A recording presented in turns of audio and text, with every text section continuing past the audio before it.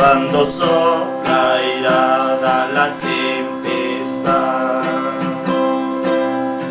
y la barca en grave peligro está. No se puede andar con seguridad sin tener un ancla que apoyará.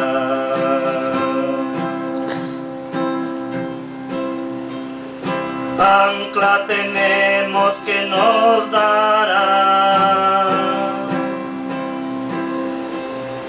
apoyo firme en la tempestad. En la roca eterna fija está,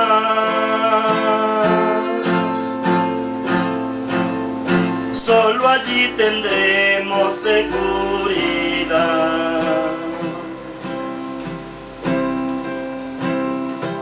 En las negras ondas de destrucción, cuando soplan vientos de destrucción, nuestra barca cruza la inmensidad. Del Señor llevamos la protección. Ancla tenemos que nos dará apoyo firme en la tempestad. En la roca eterna fija está,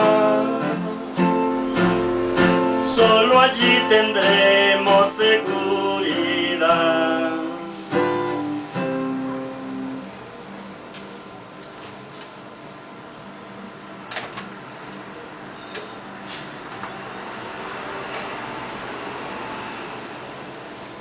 Buen Dios, te damos gracias en esta hora por la oportunidad que nos permite en este momento abrir tu palabra y poder disertar tu verdad de acuerdo a tus propósitos divinos.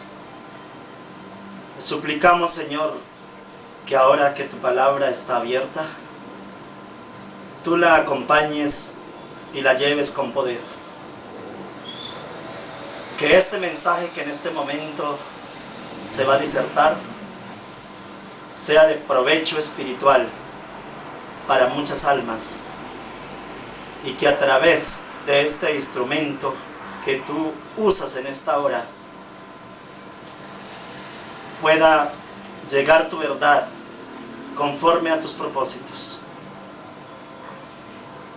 Perdona la culpa de tu siervo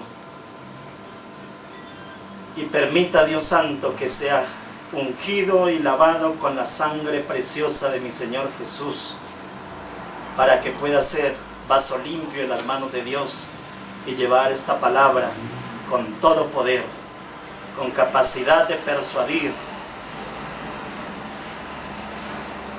acompañada del poder de tu Espíritu, para que pueda dar el fruto que tú se propones en esta noche. Querido Dios, cada oyente de tu palabra en esta hora sea bendito por tu poder y por tu Espíritu, y sea susceptible a tu llamado, y sea un recipiente en el que pueda depositarse tu verdad. Oramos en el nombre bendito de nuestro Señor Jesús. Amén.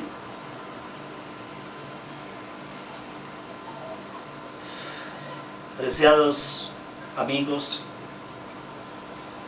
esta es una disertación más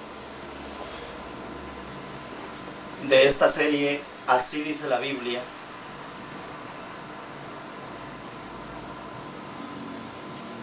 Y en esta noche me voy a permitir darle paso a la segunda parte del mensaje: Dios suple nuestras necesidades. Este mensaje tiene por objeto demostrar a través de la palabra de Dios cómo en todo tiempo y en todo lugar no se pasan por alto nuestras necesidades, y Dios, a pesar de que en algunas ocasiones nos lleva al límite, allí también su mano se encuentra abierta para responder a la necesidad que en ese momento se hace presente. Dios está con nosotros en medio de las dificultades. La primera parte la tomé del libro de Segunda de Reyes, en el capítulo 6, desde el versículo 8 hasta el capítulo 7. En esta oportunidad me voy a permitir iniciar esta disertación en el capítulo 7 de Segunda de Reyes para darle continuidad al mensaje anterior, que se tituló Dios suple nuestras necesidades, primera parte. Para hacer una pequeña y breve remembranza de lo que se trató en esa oportunidad, en la primera parte de este tema, recordemos que el pueblo de Israel estuvo en un momento apremiante donde el hambre había llegado a tales extremos que los israelitas que estaban sitiados en Samaria, tanto el rey como el ejército y las personas del común, tenían que alimentarse sumamente mal. Hablamos en esa noche a través de lo que leímos en la palabra de Dios, que comían cabeza de asnos, estiércol de paloma, y en últimas intercambiaban los niños como alimento entre las madres y personas en general. Esta noche vamos a mirar cómo Dios resolvió el problema. Voy a hacer una lectura general del capítulo 7 y dice el versículo 1 así: dijo entonces Eliseo: oíd palabra de Jehová. Así dijo Jehová: mañana a esta hora valdrá el set de flor de harina, un ciclo, y 2 seas de cebada, un ciclo, a la puerta de Samaria.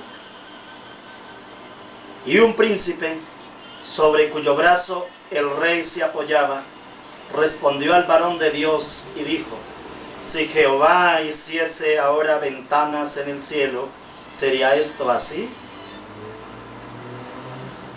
Y él dijo: he aquí tú lo verás con tus ojos, mas no comerás de ello. Esta palabra que expresa el príncipe de Israel, el primer ministro de Israel en esa época, fue una palabra de absoluta incredulidad, porque en el versículo 33 del capítulo 6 de Segunda de Reyes, él le había expresado al profeta Eliseo, y dice así: ciertamente este mal viene de Jehová. ¿Para qué he de esperar más a Jehová? Ya este señor había declarado que Dios no iba a suplir su necesidad, que Dios no iba a responder. ¿Para qué tengo que esperar más a Jehová? Cuando el profeta le dijo que el día siguiente iba a haber abundancia de alimento, este sujeto en ningún momento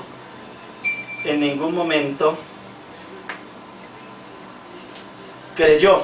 Por eso dijo que aunque tendría que Dios abrir las ventanas del cielo, ni aunque Dios abriese las ventanas del cielo, podría ocurrir esta eventualidad. Y entonces el profeta le dijo: tú lo verás, pero usted no podrás comer. Entonces el versículo 2 dice: y un príncipe, sobre cuyo brazo el rey se apoyaba, respondió al varón de Dios y dijo: si Jehová hiciese ahora ventanas en el cielo, ¿sería esto así? Y él dijo: he aquí tú lo verás con tus ojos, mas no comerás de ello.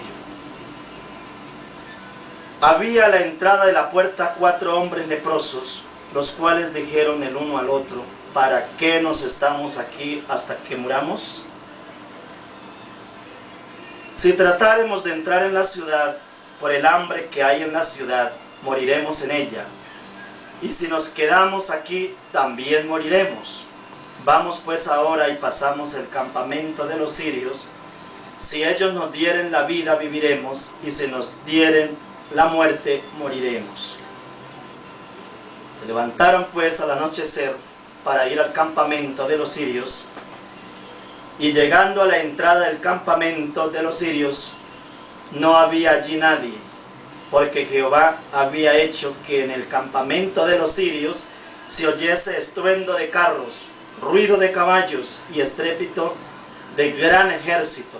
Y se dijeron unos a otros: he aquí el rey de Israel ha tomado a sueldo contra nosotros a los reyes de los heteos y a los reyes de los egipcios para que vengan contra nosotros. Y así se levantaron y huyeron al anochecer, abandonando sus tiendas, sus caballos, sus asnos y el campamento como estaba. Y habían huido para salvar sus vidas. Cuando los leprosos llegaron a la entrada del campamento, entraron en una tienda y comieron y bebieron, y tomaron de allí plata y oro y vestidos, y fueron y lo escondieron, y vueltos entraron en otra tienda, y de allí también tomaron y fueron y lo escondieron. Luego se dijeron el uno al otro: no estamos haciendo bien. Hoy es día de buenas nuevas y nosotros callamos, y si esperamos hasta el amanecer, nos alcanzará nuestra maldad. Vamos pues ahora, entremos y demos la nueva en casa del rey.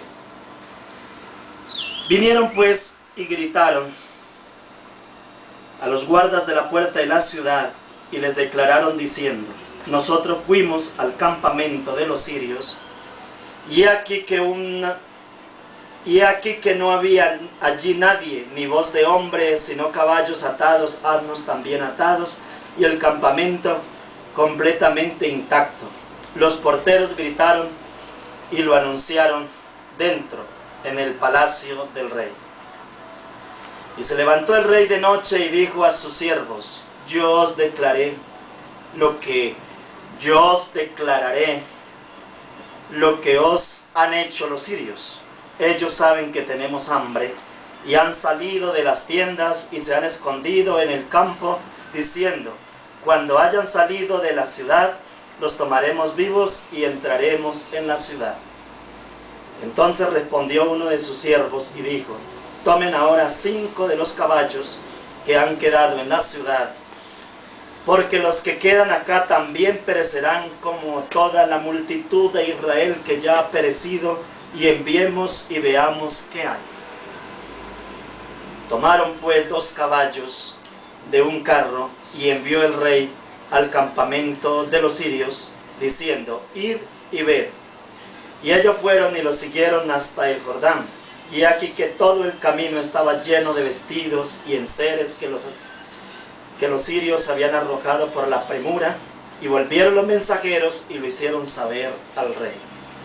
Entonces el pueblo salió y saqueó el campamento de los sirios, y fue vendido un seah de flor de harina por un siclo, y 2 seahs de cebada por un siclo, conforme a la palabra de Jehová. Y el rey puso a la puerta aquel príncipe sobre cuyo brazo él se apoyaba, y lo atropelló el pueblo a la entrada, y murió conforme a lo que había dicho el varón de Dios, cuando el rey descendió a él. Aconteció pues de la manera que el varón de Dios había hablado al rey, diciendo: 2 seahs de cebada por un siclo, y el seah de flor de harina será vendido por un siclo mañana a estas horas a la puerta de Samaria. A lo cual aquel príncipe había respondido al varón de Dios, diciendo: si Jehová hiciese ventanas en el cielo, pudiera suceder esto. Y él dijo: he aquí tú lo verás con tus ojos, mas no comerás de ello. Y le sucedió así, porque el pueblo le atropelló a la entrada y murió. Cumplida la palabra de Dios, lo que había dicho el profeta, efectivamente el versículo 20 dice, y murió. Veamos varias facetas, varios aspectos en este tema, que es muy interesante, antes de entrar en la parte final con la que quería concluir, que es la manera como Dios suple la necesidad y sacia a quien confía en Él. Entonces miremos lo siguiente.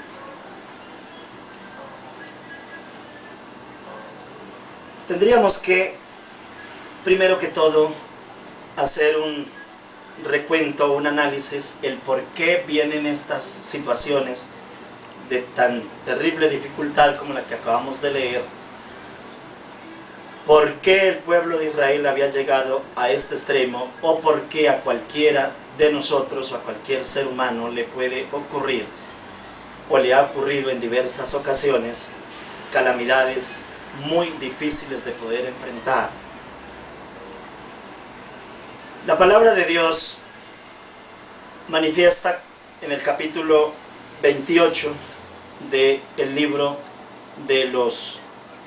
en el libro de Deuteronomios, acerca de cómo las maldiciones y cómo las bendiciones están muy cerca la una de la otra, dependiendo también de la actitud, del comportamiento que la persona asuma delante de Dios. Dios le dijo al pueblo de Israel, y nos dice a nosotros a través de su palabra, porque los preceptos de Dios están vigentes y ni uno de ellos perecerá, como dijo el Señor Jesucristo, hasta que todo se haya cumplido. Y Él dijo en el capítulo 28 hasta el versículo 14 del libro acabado de mencionar, de Deuteronomios, que pone delante de nosotros un cúmulo de bendiciones. Es una montaña enorme de bendiciones. Y Él dice que si nosotros guardamos su palabra, obedecemos sus mandamientos, entonces benditos somos en la casa, benditos al salir de la casa, benditos en todas las labores, en el trabajo, en la labranza. Dice la palabra bendito en su arteza, o sea, en la fabricación de los panes, en las panaderías, en la tienda, en el comercio, en la industria, quiere decir todo esto. Bendito es el ganado, el bendito el fruto del vientre, o sea, los hijos. Bendito todo lo que toque, bendito todo lo que llegue, todo lo que haga, quiere decir prosperado, multiplicado al extremo, todo lo que haga, con la única condición que obedezca a Dios. Obedecer a Dios lo hace acreedor de enormes bendiciones, lo hace acreedor de una vida sumamente sencilla de vivir, próspera en todo lo que emprendas.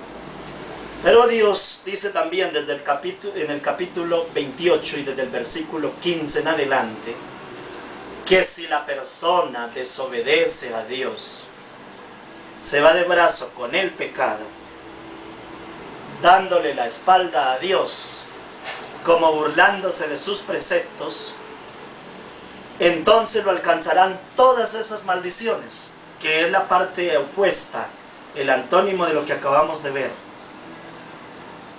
El antónimo de la bendición es la maldición.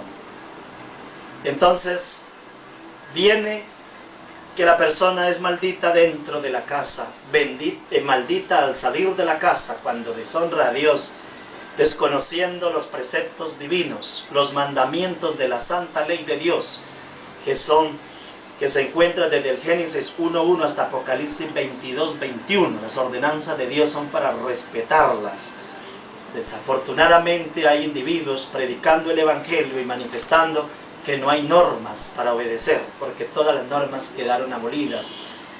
Hecho sumamente gravísimo y opuesto a la voluntad divina, porque si no hay normas no hay pecado. Y si no hay pecado, entonces no habría culpa. Y al no haber culpa, ¿sobre qué nos juzgaría Dios o con qué nos juzgaría Dios? Sí, es un asunto completamente absurdo, entraríamos en una anarquía absoluta, hecho que no encuentra soporte bíblico. ¿Por qué el pueblo de Israel se encontró en esta desgracia tan enorme? Porque ese rey era desobediente y el pueblo también había entrado en mucha desobediencia y vino el castigo. Algunas personas dicen que Dios no castiga. Efectivamente, la palabra de Dios tiene consigo, es decir, viene el precepto y viene con el precepto también la sanción. O sea, si la Biblia dice no matarás y la persona le quita la vida a alguien, efectivamente tiene que producirse una sanción. Y esa sanción viene ya con el mandamiento, porque el mandamiento lo está en ese momento excluyendo de tener una relación directa con Dios, porque el pecado hace una división entre el hombre y Dios. Como el pueblo de Israel había hecho lo malo delante de Dios, le habían venido tremendas calamidades. Unas calamidades pueden venir al hombre como castigo, pero a veces otras calamidades también pueden venir como pruebas, que fue el caso de Job. No era un castigo, era una prueba, era Dios honrándose con un hijo que lo honraba. Era Dios demostrándole a Satanás y demostrando también a nosotros ahora cómo han habido en toda la historia personas que han echado la suerte con él y que han estado de parte de Dios aunque se desplomen los cielos. Entonces, no todas vienen como castigo, ni todas vienen tampoco como pruebas. Algunas calamidades pueden estar en cualquiera de esos factores. Pero en todo momento el hombre debe de entender que Dios en su infinita misericordia lo puede sacar del lodo de la desgracia y ponerlo en las alturas donde pueda saborear, disfrutar y nutrirse de las grandes bendiciones que Dios provee para sus hijos. Entonces, esa es la parte importantísima donde nosotros vamos a llegar esta noche en esta disertación. Resulta que esto tiene unos procedimientos y unos pasos que yo quiero en esta noche dejar bien claros. Viene la transgresión. La transgresión trae consigo la ofensa a Dios y un daño social. Cuando una persona hurta, comete un daño social. Cuando una persona mata, comete un daño social. Cuando una persona le quita a otro cualquier objeto, ya sea mediante el hurto, mediante la estafa o mediante cualquier otro medio que utilice, en ese momento está agraviando a un sujeto. Pero con ese agravio también está ofendiendo a Dios, le ha causado una ofensa. Viene el otro factor, el disgusto de Dios con ese individuo. Entonces Dios de ninguna manera puede permitir que esos hechos que han ofendido terriblemente a Dios y que han agravado la situación en alguna persona haciéndole un daño, se queden impunes, porque allí no habría entonces justicia. Y aunque Dios le puede perdonar en su infinita misericordia en el evento en que la persona se arrepiente, hay sujetos que nunca se arrepienten o que dejan pasar mucho tiempo para arrepentirse, pero a pesar de que se arrepienta, a veces Dios siempre le da la sanción, y casi siempre. Observamos, por ejemplo, el caso de David. David ofendió a Dios terriblemente y cometió un agravio contra el esposo de la mujer de Urías Eteo. Contra Urías Eteo fue el asunto, porque lo hizo asesinar de alguna forma. Buscó todos los medios para que mataran a Urías Eteo en la guerra, y luego usurparle a su esposa, y se quedó con ella, la embarazó, y quiso tapar su falta quitándole la vida a Urías. Cuando el profeta le hace unas manifestaciones que no son del caso traerlas en este momento, pero que le hacen ver que él había cometido un enorme pecado, que había ofendido terriblemente a Dios y que Dios ya tenía una sanción sobre él, o sea, una pena. Entonces, él se arrepiente terriblemente, se arrepiente de corazón, se arrepiente profundamente, a tal punto que dice: crea, oh Dios, en mí un corazón limpio, un espíritu recto. He pecado contra ti, solamente contra ti he pecado y he hecho el mal delante de sus ojos. Hace una manifestación de toda su maldad y la pone delante de Dios, pero a pesar de eso el castigo fue tan terrible y la devastación para el pueblo, la muerte del niño que engendró y una serie de desgracias que el mismo hijo se convirtió en su enemigo, lo persiguió para matarlo. Vinieron una serie de hechos que realmente son sumamente lamentables en un hombre según el corazón de Dios. Y miren ustedes que la ley es tan perfecta y tan rigurosa, porque la ley fue escrita con el dedo mismo de Dios, o sea, tiene las improntas, las huellas directas, las huellas digitales de Dios, a tal punto que así sea el profeta o el rey o los hijos del sacerdote quien infrinja la ley, no importa quién lo sea, pero el castigo siempre se lo lleva. Los hijos del sacerdote Aarón decidieron violar las normas de Dios y Dios tuvo que sancionarlos. Murieron en el acto cuando ellos prendían un juego extraño, creyendo que con ese juego hacían ellos lo que quisieran, y no había sido ordenado por Dios. Pero ahí vino un castigo directo y fueron sancionados en su momento.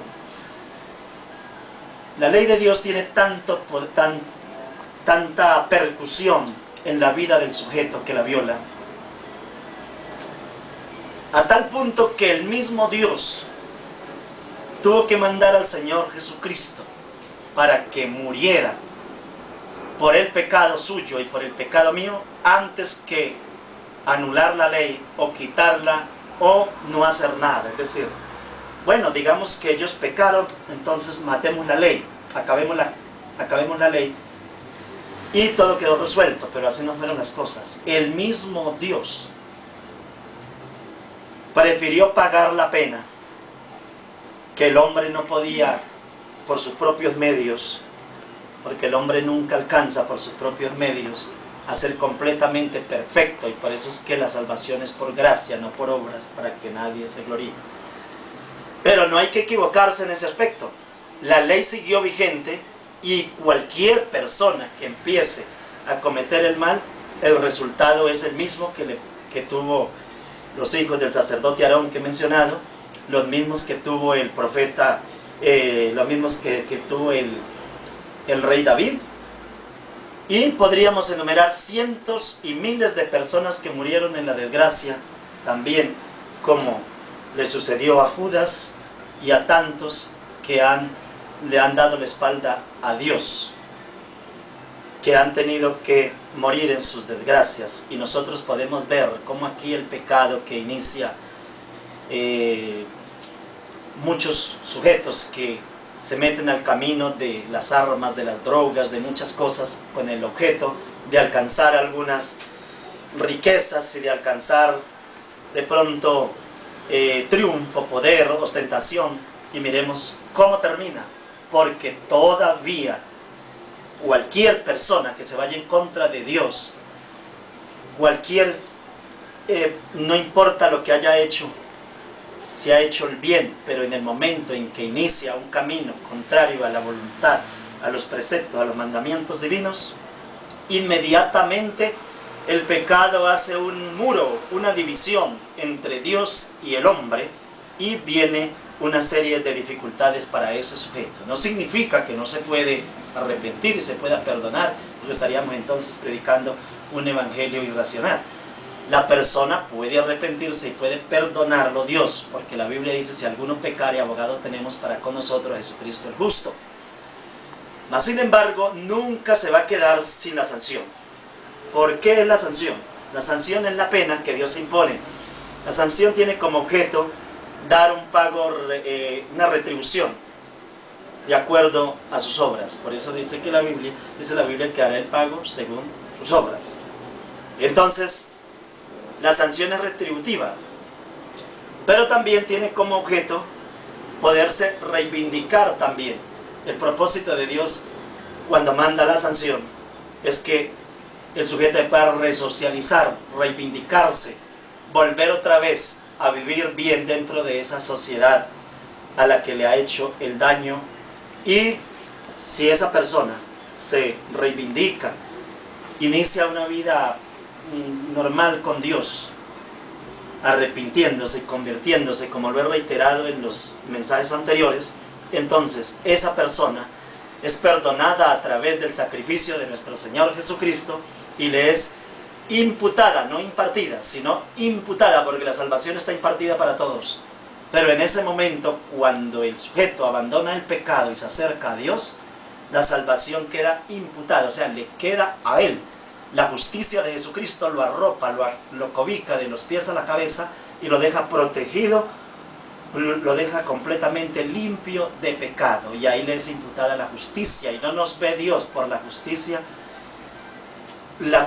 nuestra, que no sirve para nada porque es como trapo de inmundicia, sino por la justicia de nuestro Señor Jesucristo. Sin embargo, tiene que la persona llegar a ese espacio.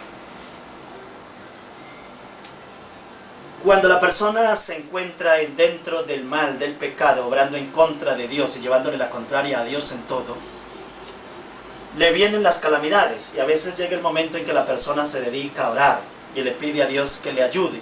Pero resulta que la oración, cuando no está acompañada también de una práctica de vida sana, no ofensiva a Dios, entonces la oración no es atendida en la manera como la persona lo desea que sea atendida.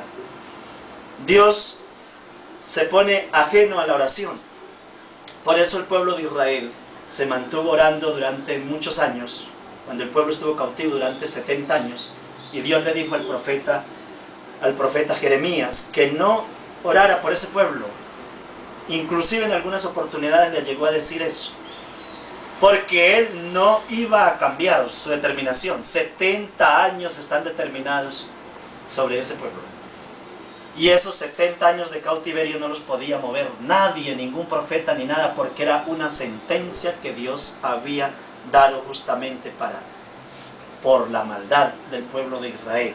Entonces, la gente a veces, cuando ve que viene la miseria, la desgracia, el castigo, la sanción por el pecado, empieza, cuando no entiende de Dios, cuando no se identifica plenamente con Dios, cuando no tiene esa capacidad de poder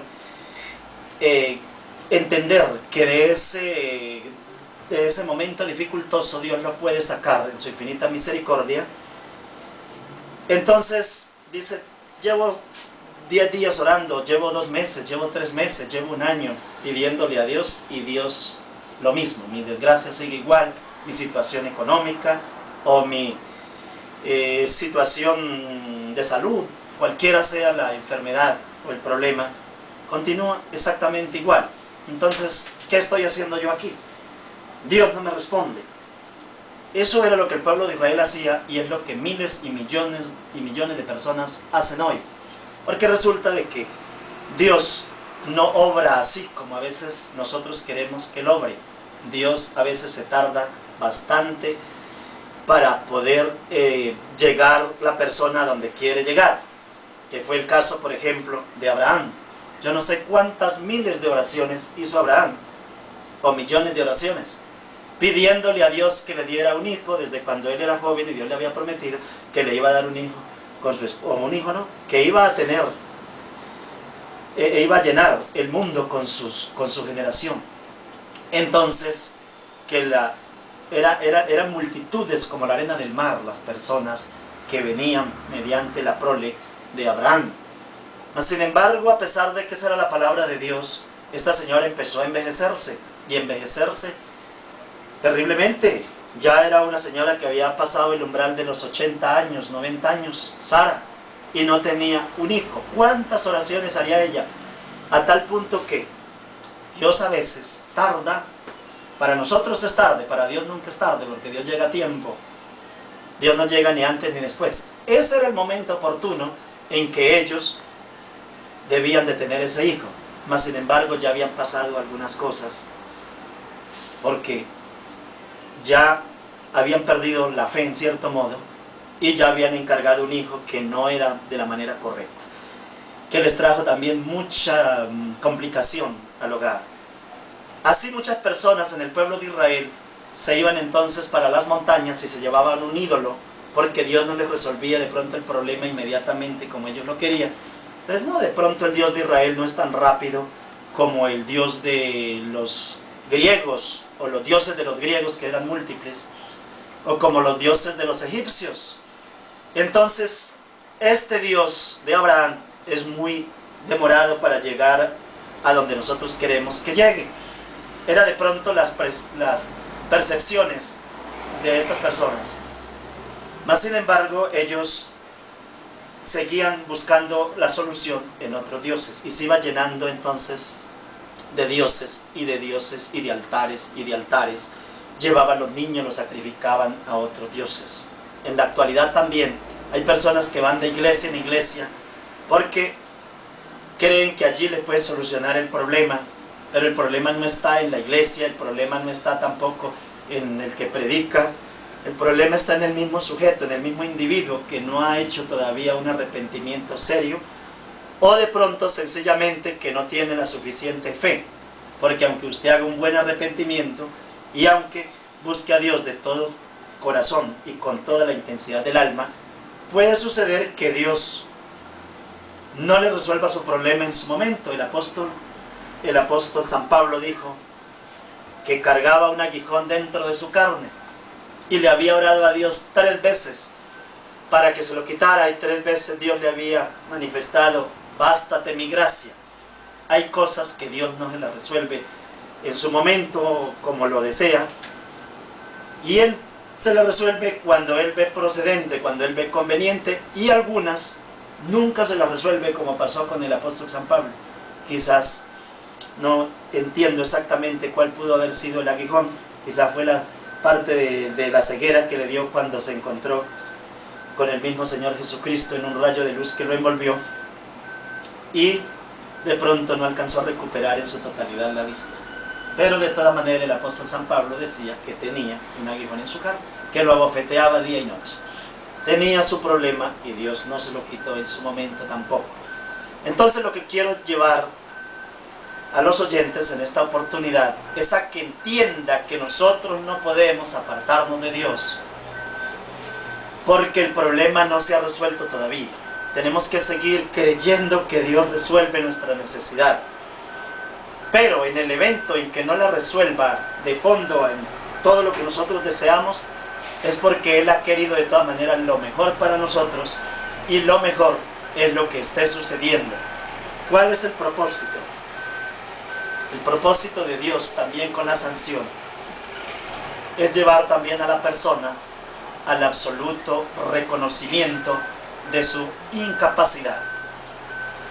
En todos los seres humanos obra cierta ínfula, cierta ostentación, cierto orgullo, mucha autosuficiencia, y cree en muchas oportunidades que lo que hizo o el triunfo que adquirió cantando en la empresa, fue por sus habilidades.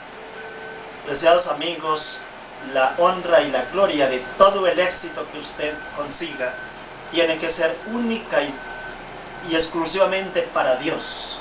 Si la honra y gloria de sus capacidades no son para Dios y no están dispuestas para Dios, le tocará el día en que Dios la lleve al límite y se dará cuenta de la incapacidad. Nosotros no somos absolutamente nada si no es por la pura misericordia de Dios.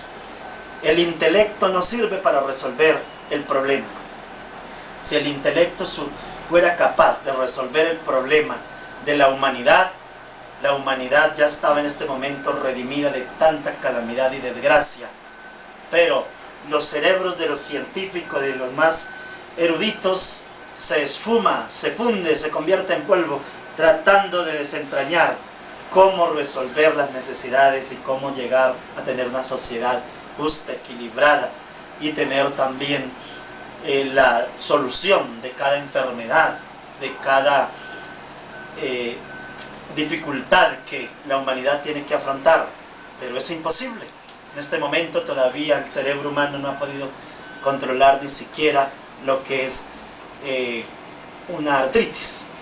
Así que las personas, por más conocimiento que tengan, Dios lo puede llevar al límite en que no vea ninguna alternativa, ninguna salida y tenga que caer rendido a los pies de Dios.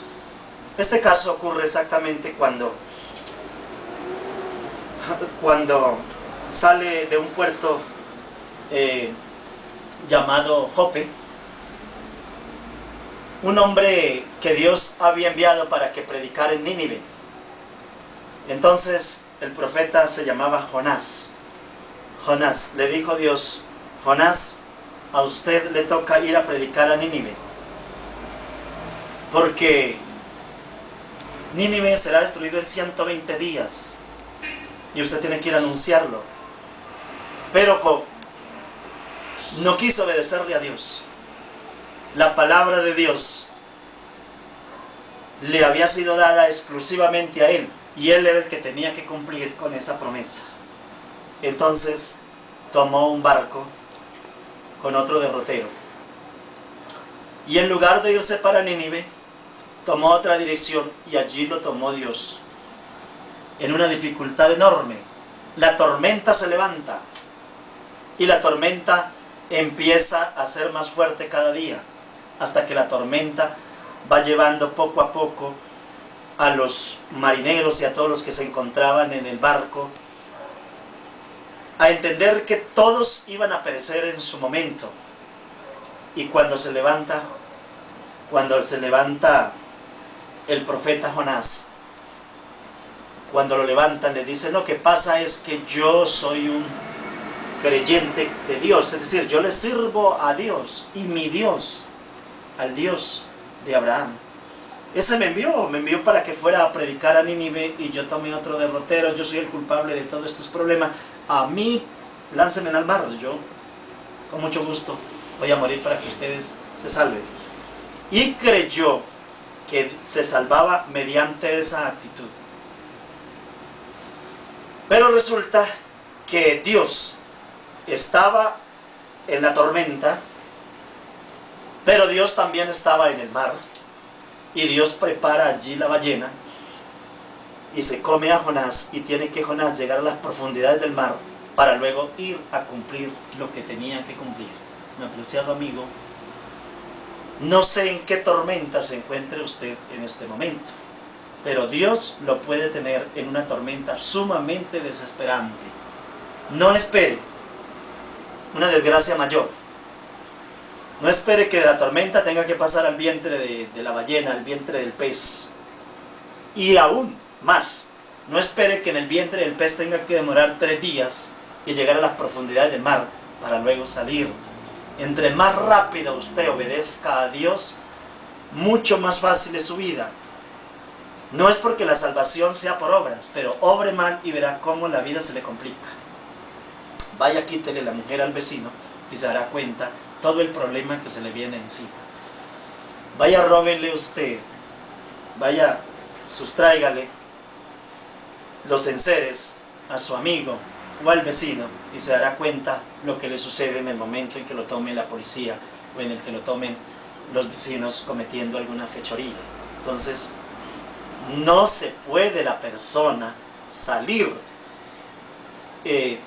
avante cuando está obrando de acuerdo o contrario a los propósitos de Dios, de acuerdo a los propósitos personales, a los propósitos pecaminosos y contaminados de la humanidad, y no de acuerdo a los propósitos de Dios. Entre más se acerque usted a los mandamientos de Dios y los cumpla fielmente, mucho más fácil es su vida para llevarla dentro de la sociedad, dentro del hogar, dentro de las autoridades, y vive en una sociedad respetado, porque en la medida en que usted obre de acuerdo a los propósitos y principios de Dios, nadie tiene por qué hacerle a usted una imputación o un señalamiento de algún agravio, de algún daño, a no ser que cometa algún hecho pero fuera de su voluntad, algo que se sale de la órbita de su querer hacer. Bien, entonces cuando se encuentra la persona en esas dificultades y que ya llega al fondo y no puede resolver sus problemas, hecho como le pasó a este señor, a Jonás, Dios lo lleva al límite. Pero si Dios lo quiere, lo necesita para una tarea, Dios lo hace entender que usted no tiene capacidad, que no tiene fuerza, que no puede esconderse de su presencia, ni puede hacer lo que usted quiere, sino lo que Dios quiere. Entonces, en los caminos de Dios, lo único que nosotros debemos de hacer es convertirnos en veletas en sus manos, dejar que Él obre dentro de nosotros de acuerdo a su propósito. ¿Cuándo el hombre puede encontrar la verdadera felicidad? Mire ustedes lo que sucede después de la desgracia y la calamidad. A veces el dolor que causa la sentencia de Dios, la pena que Dios le impone, porque a veces son varias las penas, algunas son principales y otras son accesorias, pero son múltiples. Pero lo que Dios necesita es quitarle algunas asperezas para convertirlo en un diamante de muchos quilates. Lo lleva Dios en medio de las dificultades y de pronto se da cuenta usted que se creyó tan inteligente que con su inteligencia y con su capacidad, siendo contador público, siendo administrador de empresas, siendo ecónomo, su empresa se fue a la quiebra y no pudo. Entonces ocurre lo siguiente, que esa sabiduría, ese orgullo que tenía de su sabiduría, se le va yendo, lo va llevando Dios a tal punto de reconocer que el éxito en este mundo no se logra por las capacidades humanas. Eso es un factor que puede ser utilizado, pero esa es la parte, ese no es el todo. De pronto aquel guerrero inteligente, como el caso de Napoleón, como el caso de Adolfo Hitler, hombres con mucha capacidad de dirigir ejércitos, tuvieron que encerrarse, ni suicidarse, no tomar determinaciones donde se vieron reducidos a la absoluta incapacidad. Es que el hombre, hasta que no reconozca que no tiene ningún atributo que lo pueda llevar por encima, o de no necesitar de Dios, cuando el hombre cree que tiene atributos que lo pueden aislar de la necesidad de Dios, por su riqueza, por sus habilidades para poder alcanzar las cosas, está completamente perdido. El hombre puede ser usado plenamente por Dios cuando todo lo que Dios le ha entregado, sabiduría, talentos, capacidad, se rinde con ellos delante de Dios y le dice a Dios: Señor, la verdad es que yo, por mis propios méritos y por mis propios medios, no logro alcanzar absolutamente nada que me lleve a la vida eterna, ni nada que me satisfaga en plena felicidad. Los triunfos de la persona que le ha dado la espalda a Dios o que está apartado de Dios son efímeros y son transitorios. De pronto pueden haber noches de regocijo, noches de alegría, momentos en que puede satisfacer todas sus pasiones y desbordar hasta el máximo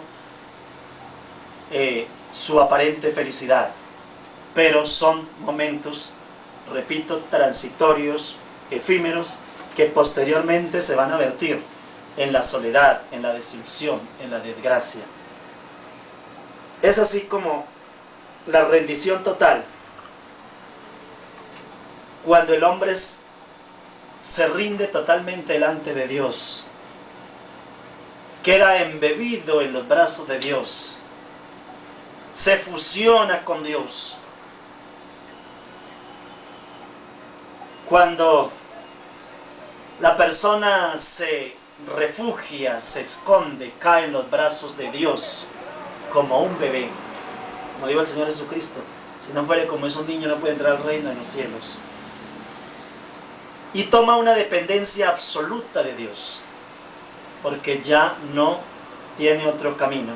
Entonces es allí donde Dios tiene la oportunidad, o sea, le da una oportunidad grandísima a Dios para que Dios lo tome, lo utilice. El que quiera seguir este camino que estamos predicando tiene que dejar el orgullo, la vanidad, la ostentación y creer que Dios es el todo en él, y todo lo que haga y todo lo que triunfe y todo lo que logre solamente es por los méritos y la honra y la gloria sea para Dios, porque no hay nada, no hay valía en el hombre que lo pueda llevar a las alturas si no está dejándose manejar directamente por las manos del divino Dios. Entonces, ahora sí miremos la parte final, cómo Dios suple su necesidad. Cuando el hombre se pone en las manos de Dios, como se colocó el profeta Daniel y sus compañeros, vivían para Dios, aunque esté en el foso de los leones, aunque esté en el horno de fuego, aunque esté en la peor de las tempestades, allí estará Dios con él y suplirá su necesidad. No se vaya a dejar engañar, apreciado amigo, que su necesidad se resuelve o su desgracia se va a eliminar porque usted entrega una ofrenda grandísima a Dios, como lo están diciendo de pronto por algunas emisoras, que si usted sembró una semilla va a tener inmediatamente el día siguiente, en el mismo acto, la solución de todos sus problemas económicos, sociales y de toda índole. Eso es completamente absurdo y falso y no tiene pie en la Biblia. Dios nunca llamó a una persona que resolvía sus problemas con una porción de dinero. Para que el hombre resuelva sus problemas debe de llevar una vida abnegada como la que llevó el profeta Daniel, sus compañeros, como la vida de José, que renunció a tantas cosas, al pecado, en todos sus tiempos, prefirió ir a la cárcel, prefirió todo lo que se viniera, incluso la muerte si era posible. Lo mismo hizo también el profeta Daniel, prefirió la muerte, pero se mantuvo siempre orando delante de Dios y nunca se dedicó a honrar a dioses ajenos, porque lo hizo de corazón. Cuando usted mira la Biblia, encuentra quiénes son los hombres que triunfan. No fue el que dio una ofrenda esporádicamente por la emoción que le causó una predicación. Fue una persona que se identificó con Dios, como dice la palabra de Dios de Enoc. Caminó Enoc con Dios, y caminó Enoc con Dios a un paso, y se lo llevó Dios, y desapareció porque Dios se lo llevó. Era porque había caminado con Dios, no fue por un hecho aislado, porque en un momento dijo gloria a Dios, o porque en un momento dio, apreciados amigos, para que usted y yo entendamos bien la palabra, Tenemos que estudiar la vida de la gente consagrada que ha vivido para agradar a Dios, y miremos cómo se comportan ellos y cómo se comportan Dios para con ellos. Dios suple sus necesidades, y aunque de pronto no sea tan perfecto, de todas maneras, creyendo en Dios, le suple sus necesidades. Mas sin embargo, observe usted, para que su vida sea completamente, como dijo el Señor Jesucristo, para que las cargas las lleve Jesús y sea liviana y fácil y ligera sea su carga, tiene que usted desprenderse completamente tiene que desprenderse del pecado. Si usted se desprende absolutamente del pecado y cae rendido a las manos de Dios, su vida es completamente libre de muchas dificultades, porque como dice la palabra de Dios, muchos también son los males de los justos, pero de todos ellos los librará Jehová. Y como dijo el profeta, aunque ande en valles y sombra de muerte, tú estarás conmigo, tu vara y tu callado me infundirán aliento. La promesa del Señor Jesucristo es de que los que están con Él, Él estará con ellos hasta el fin del mundo, no los dejaré. También le dijo el Señor, ni lo desampararé. Entonces, su necesidad la suple Dios en el momento en el que usted crea oportunamente, es decir, decididamente, que ese problema que usted tiene puede acabarse, pero analice las causas, analice el porqué de esa situación. Para concluir aquí, analizamos nosotros varios aspectos en el tema anterior, cuando el pueblo de Israel tuvo todas esas miserias y tuvieron que pasar hambres tan atroces. Pero veamos nosotros cómo Dios hace una obra tan interesante que merece extrema atención. Primero, ¿cómo quitarle Dios el hambre a ese pueblo? Pues tenía que mirar cuál era la causa, porque el hambre era apenas el efecto, pero eso no era la causa.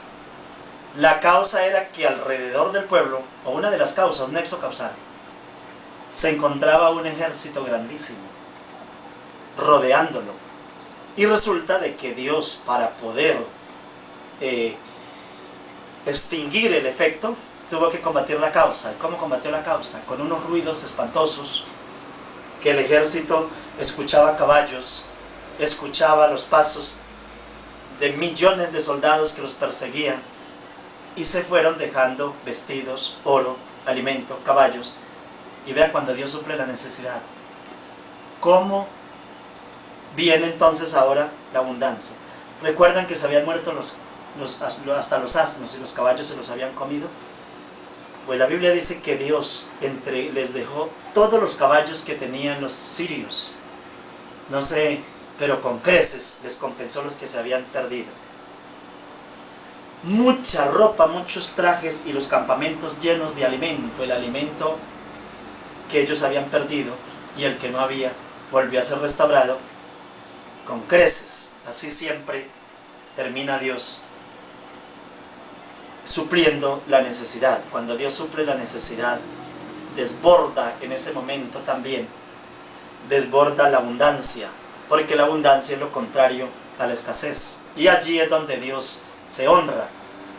La persona dice, caramba, yo no tenía nada, pero mire lo que tengo ahora, mire lo que Dios me dio. Lo que le ocurrió a Job. Había perdido unos hijos, le dio otros. Había perdido unos bienes, le dio otros multiplicados. No se preocupe por la dificultad que esté pasando ahora. Preocúpese, apreciado amigo. Preocúpese profundamente porque usted no esté ligado, directamente ligado a la palabra de Dios, a Dios, el Padre, a su Hijo Jesucristo y el Espíritu Santo que abunda en bendiciones para nosotros.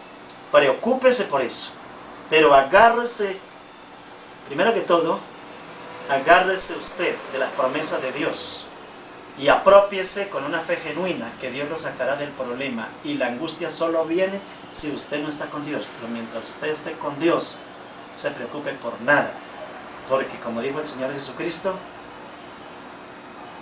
todo lo demás. Busque primeramente el reino de Dios y su justicia, y todo lo demás viene por añadidura. Su problema, mi apreciado amigo, no sé cuál sea, usted lo conoce, su problema ya está resuelto.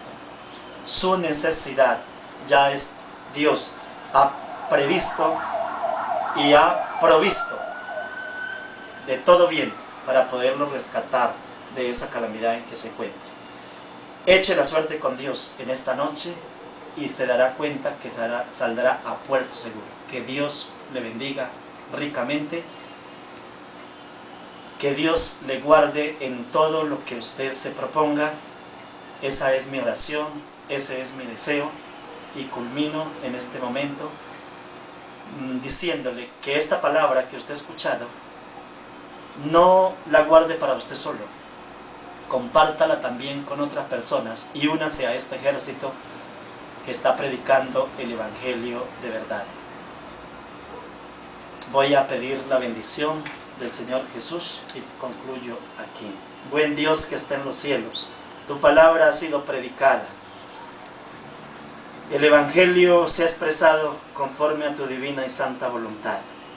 Las imperfecciones que hay en nosotros por la escasez de conocimiento, por la falta de valía que hay en nuestra vida, la cubre el Espíritu Santo y la perfecciona en tu bondad, porque nosotros somos seres finitos, que por más que busquemos perfeccionarnos, siempre nos faltan muchas cosas. Dele, Dios eterno, a tu bendita y santa palabra la bendición grande y poderosa, y lo que nos falta a nosotros, al Señor Jesucristo le sobró. En la cruz del Calvario es una obra perfecta para salvar a tus hijos. Permita que con esa fuerza poderosa de la sangre de Jesús llegue esta palabra al corazón de cada oyente, en el nombre de nuestro Señor. Amén.